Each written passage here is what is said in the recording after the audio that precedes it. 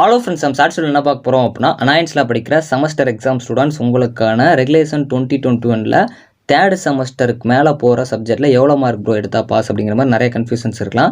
So நிறைய பேர் வந்து சொல்கிறது 55, 65, சம்டைம்ஸ் வந்து 45 தான் அப்படிங்கிற மாதிரி சொல்லிட்டு இருந்தீங்க.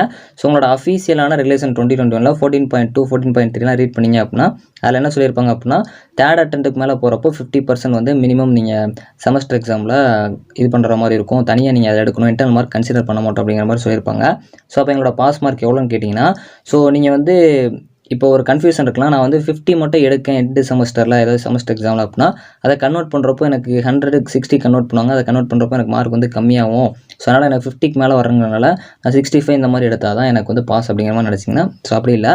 ஸோ 50 மட்டும் நீங்கள் எடுத்தாலே போதும். ஸோ அதாவது வந்து தனியாக என் செமஸ்டரில் எழுதுறதுல 100க்கு 50 எடுத்தாலே போதும். ஏன்னா உங்களுக்கு ஒரு டேபிள் வந்து நான் கொடுத்துருக்கேன், அதை பார்த்துக்கோங்க. ஸோ இதை பற்றி நான் ஃபுல் வீடியோவில் சொல்லியிருக்கேன். ஏன்னா அதில் நீங்கள் பார்த்தீங்கன்னா கொஞ்சம் கிளாரிஃபை ஆகும். இது எல்லாமே நான் நெட்டில் ரிசர்ச் பண்ணி எடுத்தது.